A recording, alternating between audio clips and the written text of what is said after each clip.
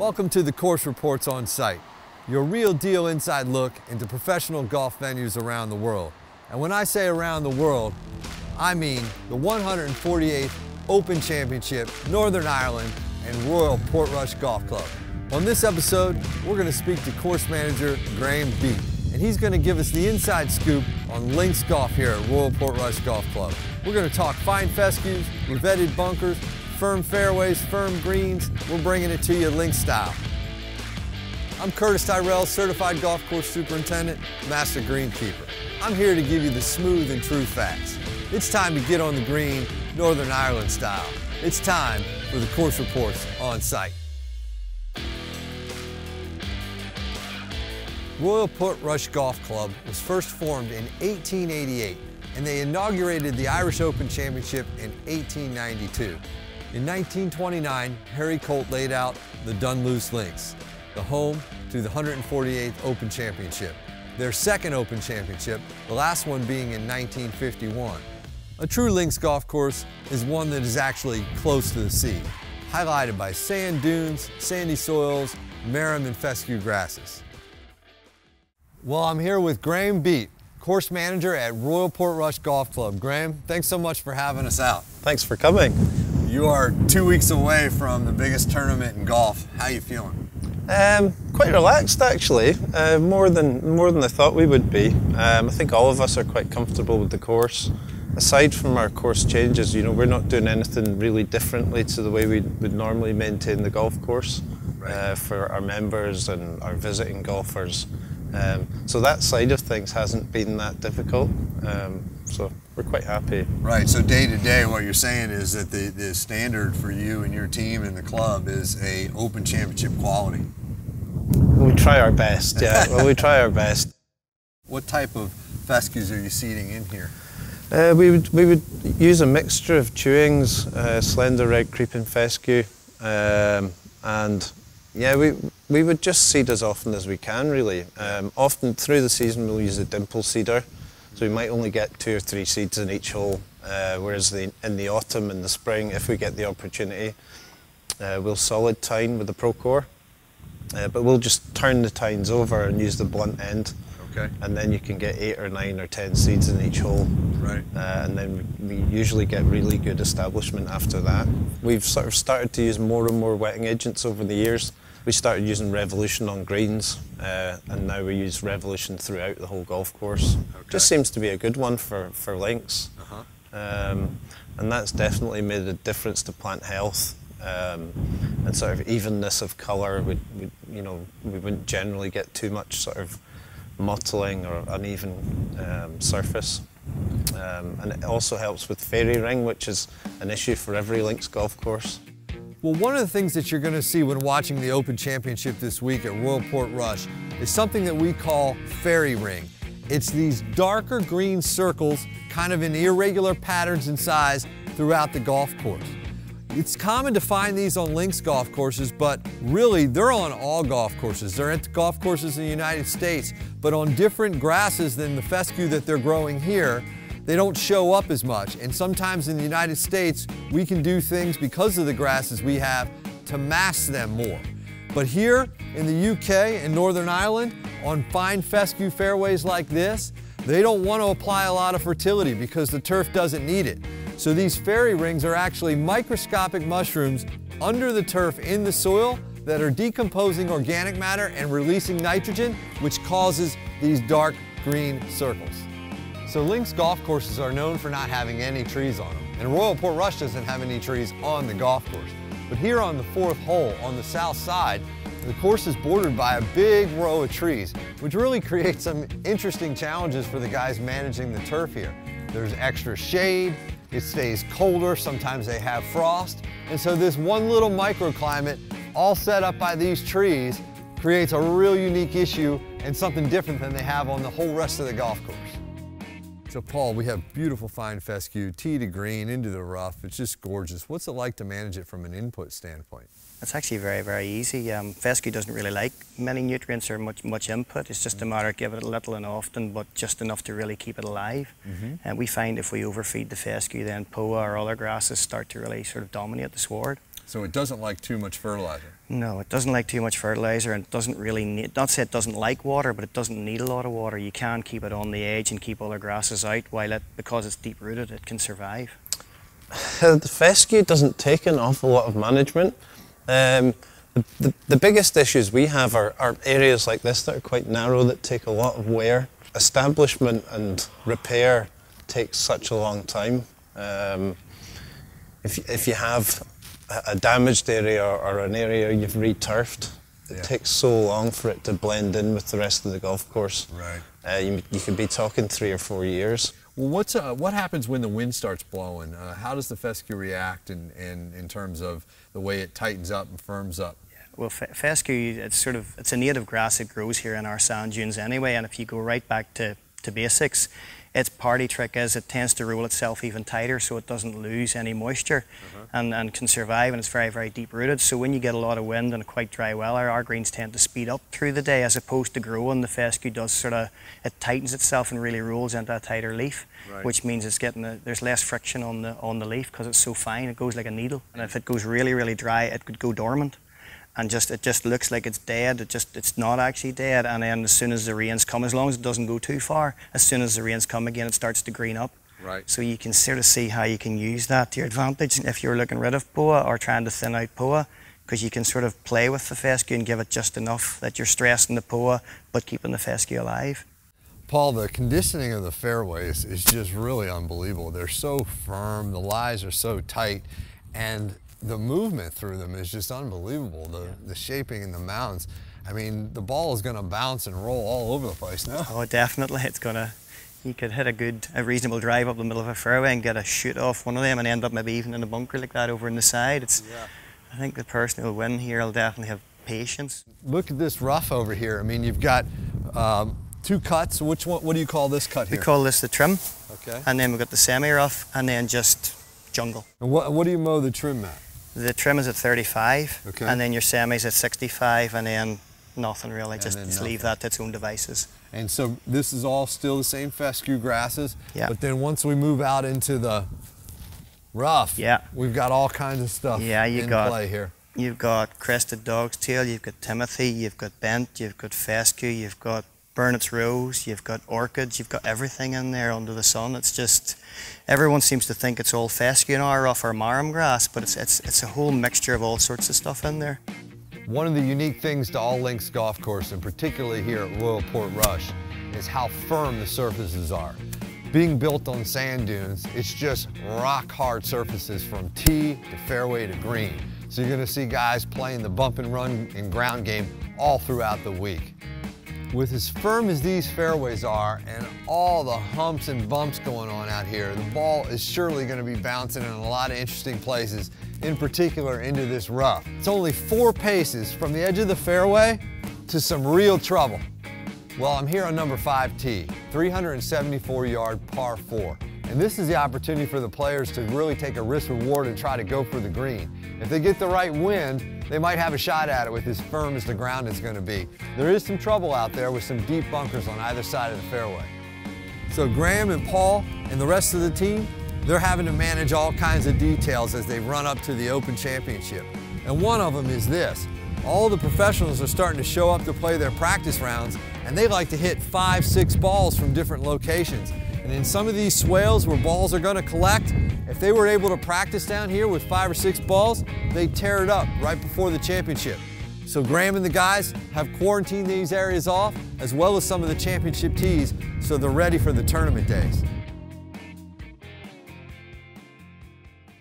You know, one of the things that's really unique about links golf, and I know everybody in the United States loves it, is what we call sidewall bunkers, but what do you call this kind of bunker? Revetting. Revetting bunker, okay. Yeah, it's just, I suppose that's what we've always called it. You guys have always called it the sidewall bunker. But. Right. And so what are we looking at specifically from the sand lined up? It's upside down stacked turf.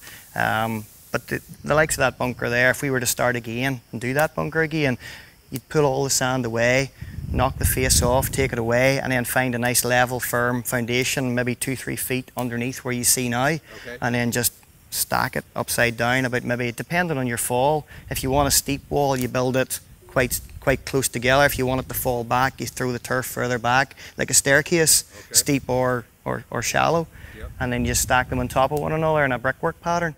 And the turf that you use when you do build one, is there a particular type that you try to find, or a supplier or certain that you get a good quality? We prefer to use our own turf. You buy in turf, it's not mature enough. You're almost looking for a layer of, well, not say thatch, but like fescue gives you a mat, almost like thatch on top, and it's quite wiry. So if you got our sod, you could barely tear it in half if you tried with your bare hands. You're looking for that to give you that strength, and it's not spongy either. So you're looking basically for a mature fescue turf.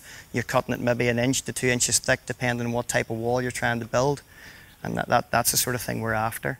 The sand that is in these bunkers is native to the site, right? Yeah, it's our own sand, just wind-blown sand up in the dunes, and we have an area we can go to and remove that sand and use. It's the same sand we use for top dressing greens, fairways, in the bunkers. And the beauty of that is then when you do get wind blowing or sand splash onto the green, it's exactly the same material that the greens are made out of and that we're top dressing with, so you've got no root breaks, no compaction issues, there's no nothing with it. Right.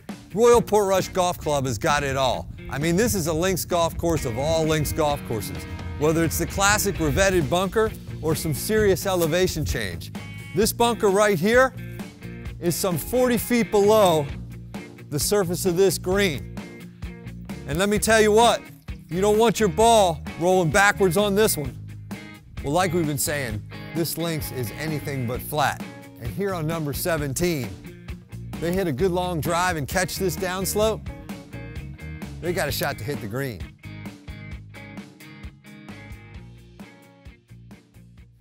So these greens are just looking so good, Graeme. I mean, going into the tournament, what are you hoping for in terms of the way the ball's going to roll?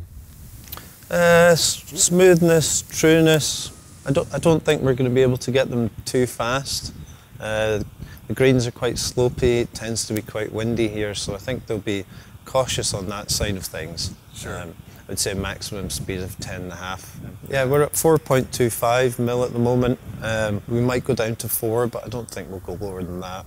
Any double cutting or rolling or anything? Potentially. It really depends on the weather. Well, the color too is amazing. So, you know, what do you use as kind of your mix, if you will, to push color and just generally feed the plant when you do need to feed it? We would use, generally speaking, it's fairly basic. We would use a bit of ammonia. We would use seaweed. Use a little bit of iron. It's really sort of old school, but it seems to work for us, and it works for our turf. Well, the greens are sand-based. We've got them firmer and firmer over the last few years. We've been applying a lot more top dressing. So we've been applying 150 tons a hectare. It's such a sustainable environment. You know, the grasses are low input on the scale of grasses that we grow. And you talk about top dressing. So what sand do you use to top dress? We have our own supply of dune sand. It's wind-blown dune sand, so it's clean. We don't run it through a screener or anything. We just put it straight in the top dresser. Just right off the site? Yeah. Yeah. It's the best sand that we could use for the site. You know, it's our own. It's the same as what we have in the root zones already, so it works really well. Well, this is one of the best greens in the golf course, not just botanically, but also the shapes on it. Yeah. It's probably only about 400 square yards, but 3/4 of that is only utilised because everything around is like an upturned saucer. If you come up short, you fall off the front. If you miss it left or right, you fall off to the side into a big bunker at that side. And if you go off the back again, you have almost an impossible shot back up where the ball could come back to you again. So. And these fall-offs aren't short. I mean, these are 30, 40 feet. Yeah, I mean, if you go down there, that's a big miss. If you land even where we're standing now with a golf ball with any kind of backspin on it, you could be 20, 30 feet away and maybe 10 foot below. Right. And faced with a similar shot with the ball, even you play a high shot, it's coming in almost low when it lands. So, and then you could run the risk of falling off the other side again as well. Let's talk about green speeds on the fine fescue here at Royal Portrush. Fine fescue is maintained at a little bit higher height of cut than the grasses we maintain on the putting greens back in the United States. It needs less fertility, it doesn't like a lot of heat, and it doesn't like a lot of aggressive mowing. So therefore, you know, it's not necessarily as fast on a stimp meter. 9 or 10 out here though could feel like 12 with the way the wind whips, with all the movement in these greens, and as firm as this stuff is going to get, and actually already is. It's really just about being smooth and true, and that's the way these greens really are rolling already. This is number 16, 236-yard par 3, called Calamity Corner on the scorecard, but the members just call it the Calamity, and you can see why. With this wind blowing and a tight match on Sunday, this is going to be a fun hole to watch. So we're here on number 7T, and this is one of the new ones you did, right? That's right, that's right. Martin Ebert's the architect. So we had 2 holes in here previously. What was the process of grassing these holes, like from the fairways and the roughs and stuff like that? We had some small fairways in there already, 2 greens obviously. We stripped those to use on other parts of our construction. We stripped the fairways as well to use on other areas. Okay. Once it was completely stripped, we took off the root zone, screened all of that, and then respread it once the hole was shaped. And then we hollow cored, and we spread the cores on the fairways and collected up all the cores and spread them down on the fairways and seeded through the top of those. Okay. And rolled them all in and just kept them watered.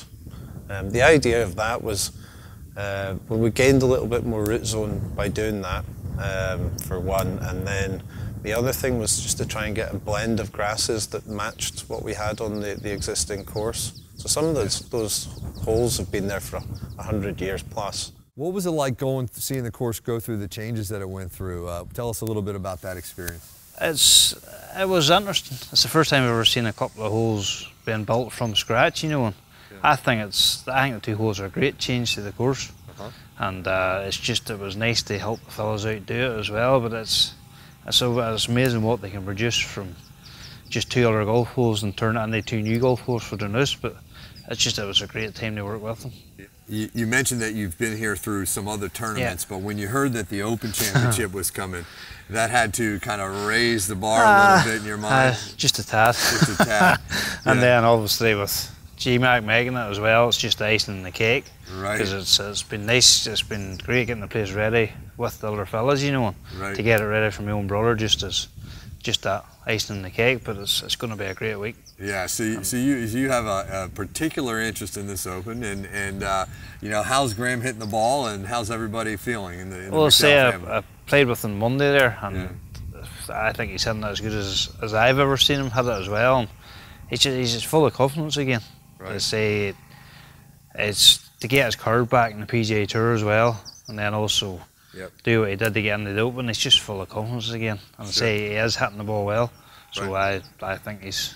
Yeah. I think he's in for a big chance for it. It is quite nice to be the greenkeeper here and my own brother playing the Open. It's a rather nice feeling.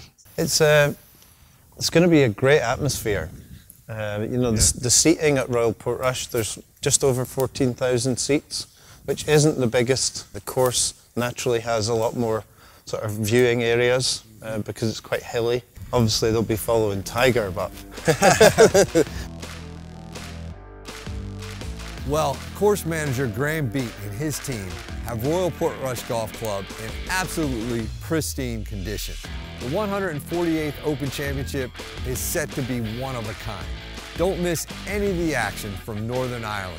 And thank you for watching the Course Reports on site. You can catch all of our shows and podcasts on thecoursereports.com, YouTube, and anywhere that you get your podcasts. Don't forget to subscribe.